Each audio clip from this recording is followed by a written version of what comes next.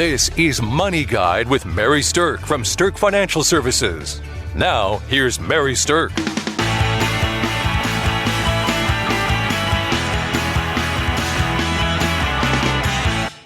With me today, I have Kelsey Bankey. Kelsey is a certified financial planner at Sterk Financial. Welcome, Kelsey. Thanks, Mary. Happy to be back. Well, good. So let's just start out by saying that insurance is not the most exciting topic in the entire world. But it's one of those topics that really, it's so important to make sure that you're covered the way that you think you're covered. Because really, insurance gives you a good, firm financial footing. And it is kind of one of those foundational aspects of making sure your financial life is protected and solid.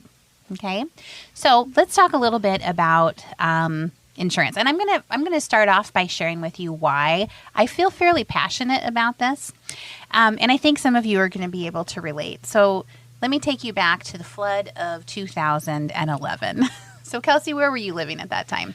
Oh, I had just signed on buying a house in the dunes the week before we found out it was going to flood. So I have a near and dear special place for my heart for this as well. So yeah. So for those listeners who maybe weren't in the Siouxland area when this happened, in 2011, we had a massive flood that came to us through kind of a freak set of circumstances where the river just went crazy with lots of water coming down it. And the community that I live in has rivers on two sides of it. We have the Big Sioux and then the Missouri. And so basically within about a set of maybe 2 or 3 days, it went from, oh, we're going to have some high water, to, oh, we might have a little flooding, to you need to evacuate your house and we don't know when you're going to be back. So in my particular home, I had 24 hours to pack everything I owned and get out of my home. And the crazy thing, too, was that my office building was in the flood zone. And so we had to pack everything in the office and evacuate the office, too. Now, in our office, we work with a lot of confidential information. And so there's no way that we can take a risk of having that information, not accessible to us or being flooded and it floating down the river, right? And Kelsey had just bought a house in the flood zone. So why this is important to me from an insurance standpoint is because myself and pretty much everybody in my neighborhood started saying to themselves, oh, well, if we have a flood, is our homeowner's insurance going to cover this? And guess what? The answer was a big, fat, resounding no. Oh, hell no. It's not going to cover it. And you need flood insurance if you want to have that. And that was the first time, even though I live in a river area, that anybody had ever really spoken to me about flood insurance. And flood insurance is its own little beast of insurance that's kind of quirky and kind of expensive and only covers certain things too. So that's why I feel that this is an important thing. And anybody that lives around here can relate to learning exactly what your homeowners did and didn't cover in that situation. And all of a sudden we needed flood insurance. So let's talk about homeowners insurance for a minute. I think that the most important thing to be asking yourself is questions.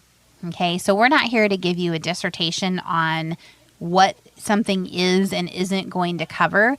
What we're going to try to do today is give you some good questions to be asking. So whatever insurances that you have, you're making sure that you're covered the way that you think you're covered. Okay? So when it comes to homeowners insurance, Kelsey, what would you say are some of the best questions that you can ask yourself?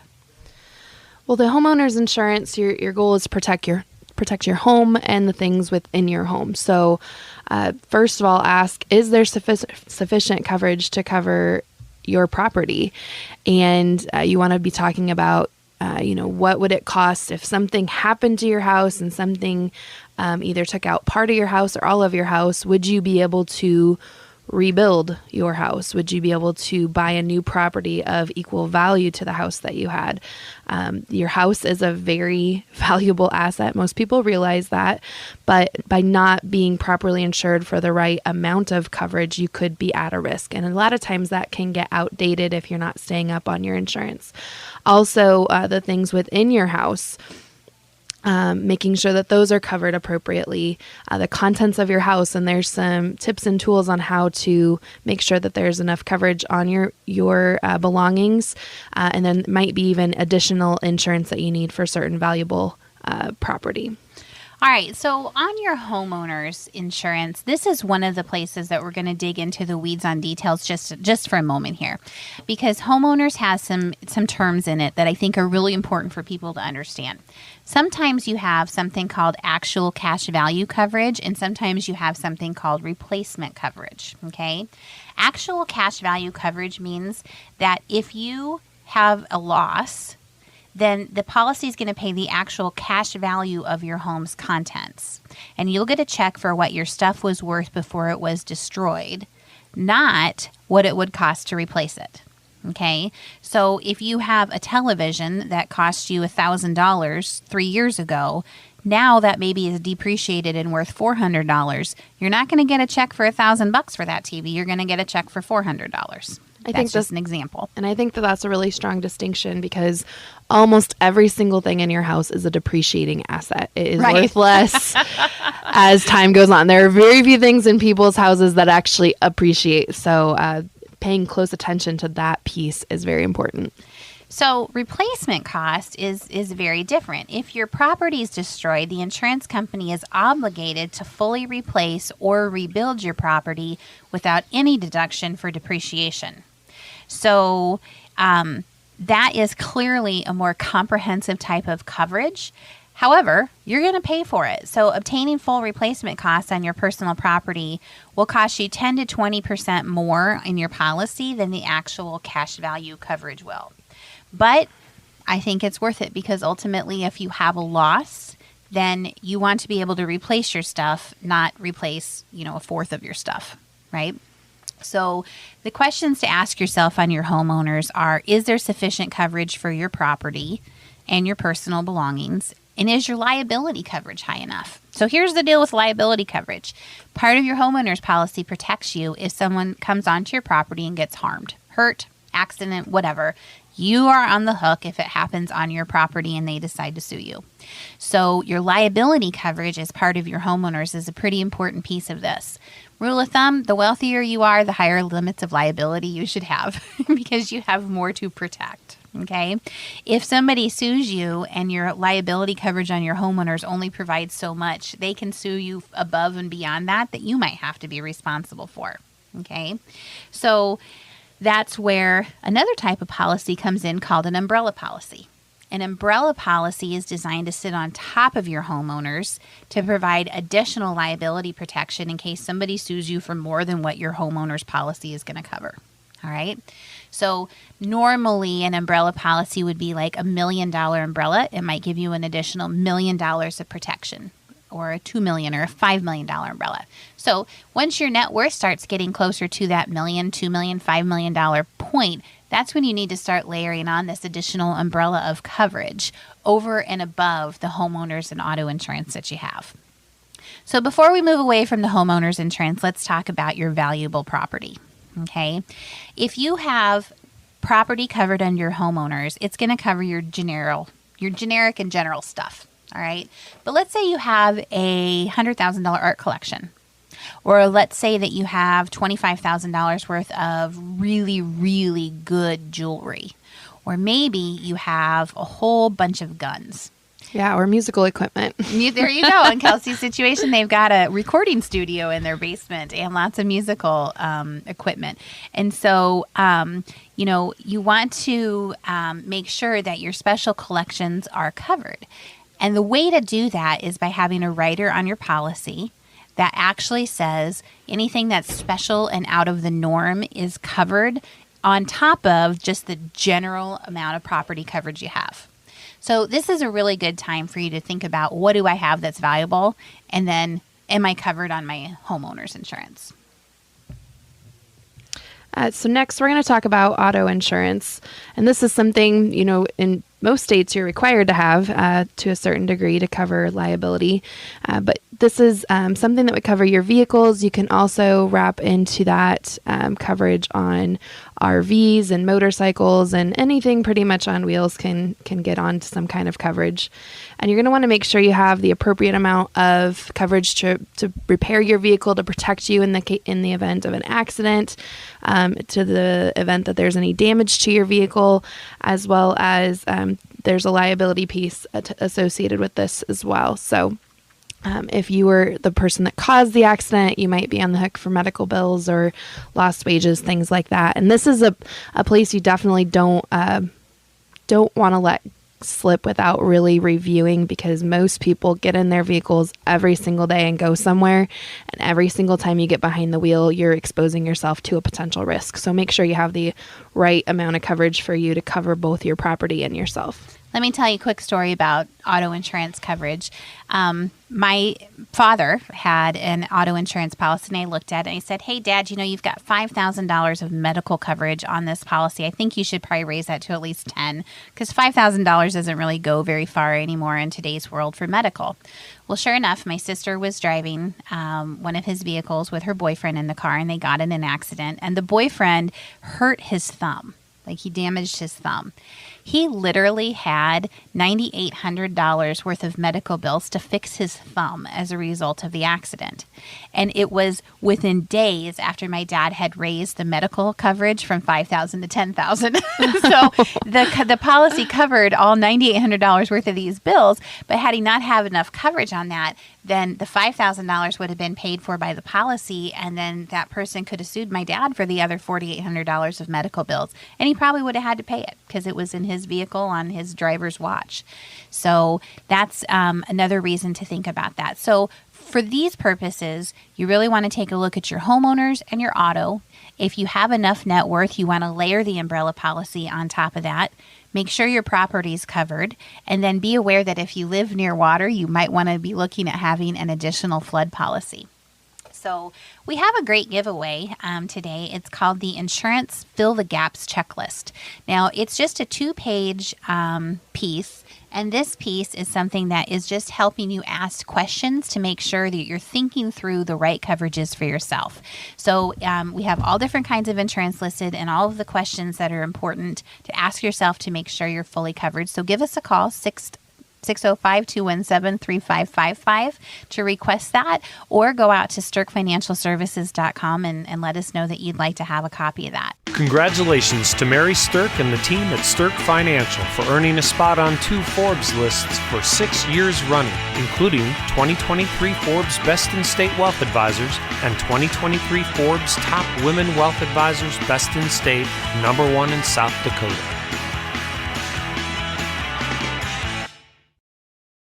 So let's go ahead and continue on with insurance.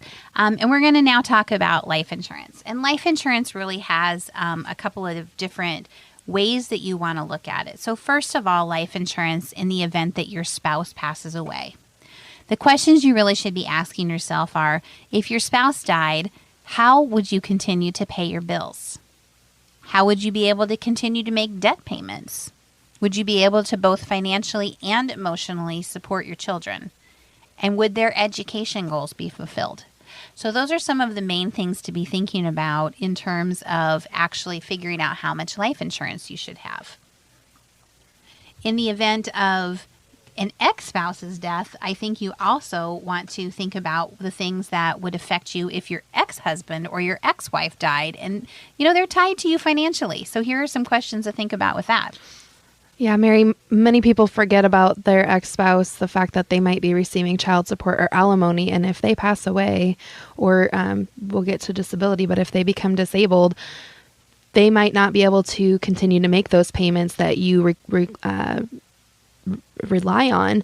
As well as if you're the person paying alimony or child support, you're doing that to support your family, even though you're not married anymore. You're supporting your children. You're helping, making sure that they have the things that they need when they're not under your care. So, would you lose your child support or alimony if your ex-spouse passed away?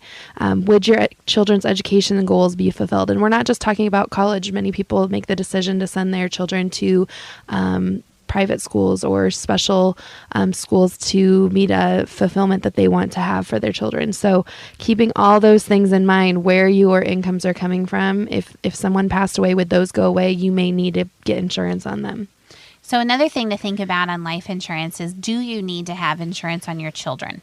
And there are a lot of really mixed feelings about this. And you can get insurance policies on your kids. You can get riders on your policies to cover them, just for small amounts. Sometimes there's coverage for kids through your employers. But what you do want to think about is, if you lost a child, how would you be able to handle final expenses? If you have money to do that, then I don't know that you need to have insurance. But if you don't have the money to do that, you might want to think about a small policy for them. So those are a few of the questions that we prompt on this Insurance Fill the Gaps checklist to be asking yourself about life insurance. So that's kind of a big one to be considering. The next thing is disability insurance. And if you take away nothing from this entire, spot, what I want to encourage you to think about is that the biggest asset that you have, the biggest asset that most of us have, is our ability to earn an income. Because that is something that we do year after year after year for most of our lives. So disability insurance is designed to protect that income generating ability. And if that's something that you rely on, then you'll want to make sure that your disability insurance coverage needs are met. So how would you pay your bills if either you or a spouse became disabled and couldn't continue to earn an income? That's one of the primary questions to ask yourself. And I think that it's a really important one to consider. Now, a lot of companies have short-term and long-term disability as part of their benefits packages. And if they do, that's great. But if they don't, this is something to consider looking at private coverage for, because this is a really big gap if you don't have that income covered. All right, we're going to roll into talking a little bit about health insurance. So, Kelsey, what are some of the main things that you would say you need to understand for health insurance? Well, first of all, you need to understand your coverage. Not all health insurance was created equal. Some things are going to cover more than others. That's true. And we all have heard horror stories of people becoming ill or coming down with a pretty bad sickness or injury, that some things were covered and some things weren't. And you've also heard those amazing stories where they said, my insurance was great. Well, if you have never looked into it, you don't know which one yours is going to be until the time happens. So understanding your coverage, what is covered, what is not covered, how much is covered, because they may cover certain events or perils, but only up to a certain percentage or degree or dollar amount. Also, you want to understand your deductibles. There's going to be some kind of cost to you. Most insurance is a shared cost, so you'll cover some and the insurance company will cover some. But deductibles is a very important thing to understand, and you want to make sure that you have enough emergency cash to cover your deductible, whatever that amount is.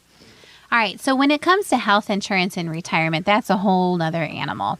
And I could spend an entire half hour talking about just the Medicare system and how that works, but I'm going to give you a super, super brief overview of health insurance in retirement. Number one, you have Medicare, and then you have a Medicare supplement. And that sounds like it's simple, but at the end of the day, you're going to have 4 actual separate pieces to your health insurance. You have Medicare Part A, that is covering basically hospitals. You have Medicare Part B, that is basically covering doctors. You have Medicare Part D, which is private coverage but required coverage, that is basically covering drugs. And then you have your Medicare supplement. Okay, so 4 different pieces to the Medicare package. They each start at different times. They each have either no cost or some cost or variable cost.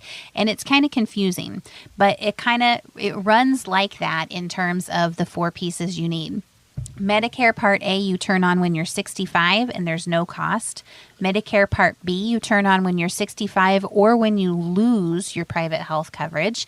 Usually that runs about $125-ish a month. Medicare Part D, the drug coverage, could run anywhere from $5 to $500 a month. It totally depends on what your drug usage is. So you want to talk to your insurance agent about what drugs you're using to figure out what the best plan is for you. And the Medicare supplement is something you take out when you're 65 and also, or when you're done with your individual coverage. And it is generally around $150 a month for a policy. There's different ones you can buy, but generally speaking, that's kind of the cost there. So in retirement, medical is something you want to pay attention to the details, but there's kind of a 4-pack of things you have to be aware of. All right, so I do think that this insurance topic is really important. Not having insurance in line is like having a big crack through the foundation of your house. You don't know when something's going to start falling down around you. So it's important to make sure you're covered. So give us a call. Talk to us about the Insurance Fill the Gaps checklist. Again, it's just a list of questions to be asking yourselves on all things insurance related to make sure that you're actually covered and covered in a really solid way.